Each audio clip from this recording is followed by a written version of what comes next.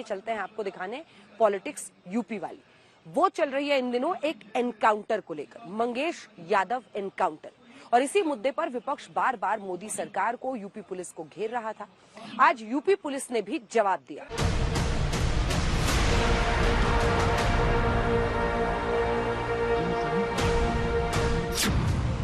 मंगेश यादव मुठभेड़ बनाम परिवार का दावा।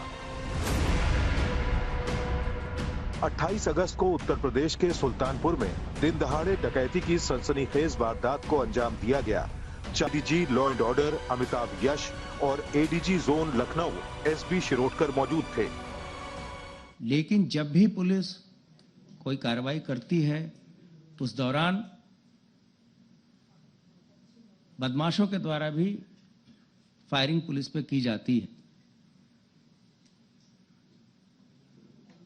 ऐसे स्थिति में जो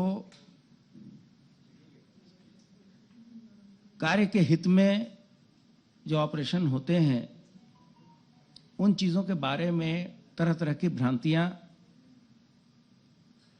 लोगों के द्वारा फैलाई जाती हैं। समय समय पे इस मुख्यालय के द्वारा स्पष्ट किया जाता रहा है कि जितने भी पुलिस ऑपरेशंस होते हैं उसमें जो माननीय सर्वोच्च न्यायालय के निर्देश हैं, एक पीयूसीएल गाइडलाइंस के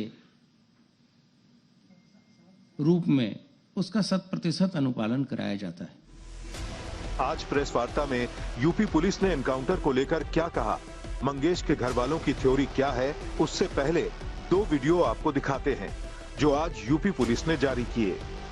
पहला वीडियो ज्वेलरी शॉप का है, वही ज्वेलरी शॉप जहां पर डकैती को अंजाम दिया गया। सीसीटीवी फुटेज में 5 डकैत नजर आ रहे हैं। आखिर इस वीडियो में ऐसा क्या है जिसे आज पुलिस को जारी करना पड़ा, हम आपको बताएंगे। दूसरा वीडियो मंगेश यादव के घर वालों का है, जिसमें मंगेश यादव की मां है, मंगेश यादव की बहन है। इस वीडियो को भी यूपी पुलिस ने जारी किया है।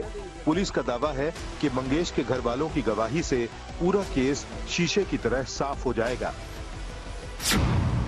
मंगेश यादव के घर वालों के वीडियो में क्या है, मंगेश की मां के वीडियो से क्यों उलझी गुत्थी, क्या मंगेश के घर वालों की थ्योरी में बड़ा पेच है, क्या है उत्तर प्रदेश पुलिस का बड़ा खुलासा। आज उत्तर प्रदेश के डीजीपी प्रशांत कुमार ने बाकायदा प्रेस कॉन्फ्रेंस करके इस एनकाउंटर से जुड़े हर सवाल पर जवाब दिया। उन्होंने अखिलेश यादव का नाम तो नहीं लिया, लेकिन विपक्ष की तरफ से उठते हर सवाल पर फैक्ट्स के साथ जवाब दिया। देखिए।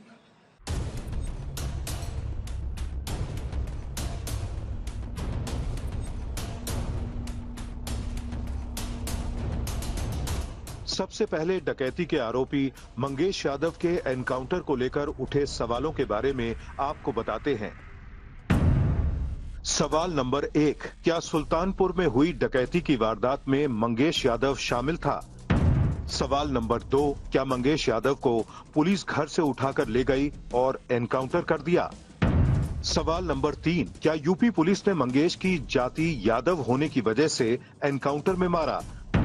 सवाल नंबर 4, क्या डकैती के मुख्य आरोपी का जाति विशेष से होने की वजह से एनकाउंटर नहीं हुआ? सवाल नंबर 5, क्या बिना बुलेट प्रूफ जैकेट और चप्पल में डीएसपी शाही ने एनकाउंटर कर दिया? सवाल नंबर 6, मंगेश यादव के पास से बरामद चोरी की मोटरसाइकिल का सच क्या है? ये वही सवाल हैं जो मंगेश यादव एनकाउंटर के इर्द गिर्द घूम रहे हैं। एनकाउंटर के बाद आज यूपी पुलिस ने एनकाउंटर पर उठ रहे सवालों पर सफाई दी है। दरअसल घरवाले एनकाउंटर पर सवाल उठाते हुए डकैती की वारदात में मंगेश की मौजूदगी को ही नकार रहे हैं, यानी डकैती की वारदात में मंगेश यादव शामिल ही नहीं था। क्या डकैती में शामिल था मंगेश? आज यूपी पुलिस ने डकैती की वारदात का सीसीटीवी फुटेज जारी किया। यूपी पुलिस का दावा है कि फिरोजी रंग की शर्ट में आया डकैत कोई और नहीं बल्कि मंगेश यादव है। पुलिस की माने तो मंगेश ने हेलमेट पहन रखा है, उसके साथ 4 और डकैत मौजूद हैं। अब सवाल ये भी है कि हेलमेट में मंगेश यादव है या कोई और। इसके जवाब में यूपी पुलिस दावा करती है कि मुख्य आरोपी का कबूलनामा है, फोरेंसिक सबूत हैं, सीसीटीवी फुटेज से मंगेश यादव की पहचान हुई है। चप्पल में इनकाउंटर कर दिया, बताइए आप, कैसा दिमाग है इन लोगों का, क्या होशियारी दिखाई। कौन नई तस्वीर देख करके बता सकता है कि ये झूठा इनकाउंटर हुआ था। और ये पहला झूठा इनकाउंटर नहीं है यूपी का, तमाम इनकाउंटरों पे उंगली उठी है। जिस समय पहला इनकाउंटर नोएडा में जिम इंस्पेक्टर को हुआ था, उस समय भी हम लोगों ने कहा था कि पुलिस वालों ने लूटने के लिए, दबाव बनाने के लिए हत्या का प्रयास किया है, और उस समय भी कार्रवाई नहीं हुई है। डकैती में जो सीधे शामिल रहे, उस दुकान के अंदर घुसे थे, वो थे फुरकान, अनुज प्रताप सिंह, अरबाज, मंगेश यादव और अंकित यादव और शेखर। इनके साथ अरबाज द्वारा लाया गया एक अज्ञात व्यक्ति भी है, जिसका नाम अभी तक क्लियर नहीं हुआ है। यूपी पुलिस इसी वीडियो के जरिए इस सवाल का खंडन करती है कि वारदात में मंगेश यादव शामिल नहीं था।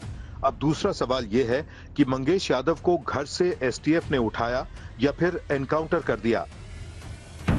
क्या घर से उठाकर एनकाउंटर किया? इस सवाल के जवाब में यूपी पुलिस ने मंगेश यादव के घर वालों का वीडियो जारी किया है, जिसमें घर वाले दावा कर रहे हैं कि 3 महीने से मंगेश यादव घर नहीं आया। मंगेश यादव कहाँ रहते हैं वो? मुंबई में हैं। कितने दिन से? 2 महीने। 2 महीने से घर नहीं आए? नहीं, अभी नहीं। उसके ऊपर तो मुकदमे हैं लूट उट के, तो अब कायदे से रहता है ना? हाँ सर, अब नहीं रहेगा, उठा नहीं कर। परिवारजनों का स्टेटमेंट सुनाया, उनकी माताजी का भी स्टेटमेंट सुनाया, उनके बहन जी का भी मैंने स्टेटमेंट सुनाया। उनका आपराधिक इतिहास आपके पास है। अब इसमें कभी कभी ये भी हो सकता है कि पुलिस की कार्रवाई में किसी का कोई आपराधिक इतिहास न हो, ऐसी भी कार्रवाई होती है। मौके पे लोग आए, घटना हुई, पुलिस पहुंच गई, फायरिंग हो गई, ऑपरेशन में पुलिस वाले मर गए, अपराधी मर गए। इसमें कोई ये चीज तो होती नहीं है इस तरह से। अगर मंगेश घर ही नहीं आया तो एसटीएफ घर से उठाकर एनकाउंटर कैसे कर सकती है? यानी यूपी पुलिस का दावा यही है कि एनकाउंटर फर्जी नहीं है। और अभी जो झूठी कहानी पढ़ी जा रही है एनकाउंटर को लेकर के,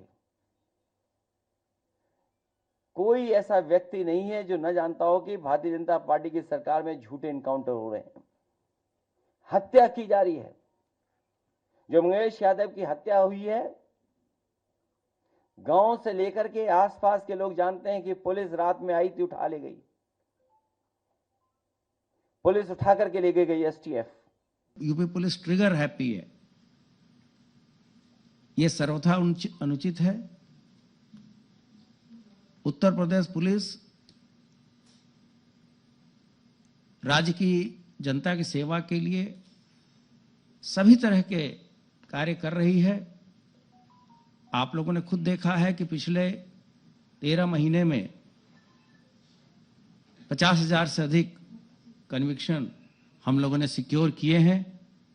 वो हमारे विभाग के अंदर हम लोगों ने गवाहों को प्रोड्यूस किया कोर्ट में, उनके गवाहों की सुरक्षा दी, उसकी पैरोकारी करी। यूपी पुलिस के डीजीपी प्रशांत कुमार ने कहा कि मंगेश यादव एक वांटेड अपराधी था, डकैती के मामले में भी वांटेड था, और जब आमना सामना उसका यूपी पुलिस के साथ हुआ, ऐसे में उसने फायरिंग की तो यूपी पुलिस को भी वापस उस पर फायरिंग करनी पड़ी। आइए आपको बताते हैं कि किन परिस्थितियों में यह एनकाउंटर हुआ है। इस पर प्रशांत कुमार क्या दम भर रहे हैं? वो तो साफ इनकार कर रहे हैं कि इसका धर्म जाति से कोई लेना देना नहीं। सवाल मंगेश से बरामद बैग, ब्रांडेड कपड़े और चोरी की मोटरसाइकिल को लेकर भी हैं।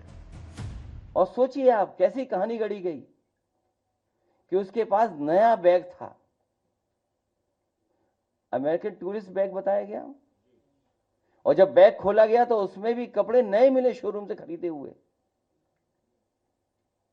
और जो मोटरसाइकिल मिली, सुनने में आ रहा है कि जो मोटरसाइकिल जिसकी चोरी हुई थी, कई दिनों बाद एफआईआर लिखी गई। मोटरसाइकिल चोरी का भी हम लोगों ने वीडियो, जो हमने ऑपरेशन त्रिनेत्र चलाया हुआ है और जो टेक्नोलॉजिकल अपग्रेडेशन किया है, उसका भी बहुत बड़ा फायदा हम लोगों को मिला है कि इस तरह की जो घटनाएं होती है अपराधी इतना साक्ष्य छोड़ जाते हैं जिससे पुलिस को बहुत सहायता मिलती है। उत्तर प्रदेश पुलिस के ऊपर अभी तक किसी भी प्रकरण में किसी भी संवैधानिक संस्था के द्वारा उंगली नहीं उठाई गई है। अपराध के प्रति जीरो टॉलरेंस की नीति विभाग की और शासन की है और उसके लिए दिन प्रतिदिन हमारे अधिकारी खुद लगे हैं। हमारे कई साथियों ने सुप्रीम सैक्रिफाइस भी दिया, अपनी प्राणों की आहुति भी दी के हित में। एनकाउंटर को लेकर उठे सवालों का जवाब देते वक्त उत्तर प्रदेश के डीजीपी प्रशांत कुमार एक बड़ा दावा भी करते हैं। दावा ये कि चाहे हाथरस कांड हो, धर्मांतरण का केस हो, यूपी पुलिस के एक्शन पर उंगली उठाई गई, लेकिन अदालत में दूध का दूध और पानी का पानी हो गया।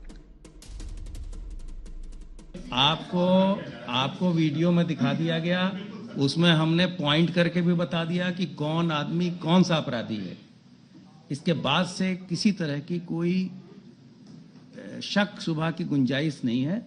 हम कोर्ट में इस चीजों को प्रूव करेंगे। जब हम लोगों ने धर्मांतरण रैकेट का भी पर्दाफाश किया था, इसी तरह की बातें उठाई गई थी और जब एनआईए कोर्ट ने आजीवन कारावास की सजा कल सुनाई है तो सभी की जबान पे ताला लगा। ऐसे बहुत सारे चीजें हैं, मैं इस चीजों को कॉन्ट्राडिक्ट नहीं करना चाहता। हाथरस केस में इसी तरह से किया गया। फैक्चुअल रिपोर्ट है कि रेप नहीं हुए, फिर भी बताया गया। सीबीआई कोर्ट ने एक्सोनरेट कर दिया। हमारा स्टैंड विंडिकेटेड है। पुलिस जो कह रही थी सही कह रही थी। हमारी किसी व्यक्ति से क्या रंजिश हो सकती है? इन चीजों के बारे में राजनीतिक व्यक्ति बताए।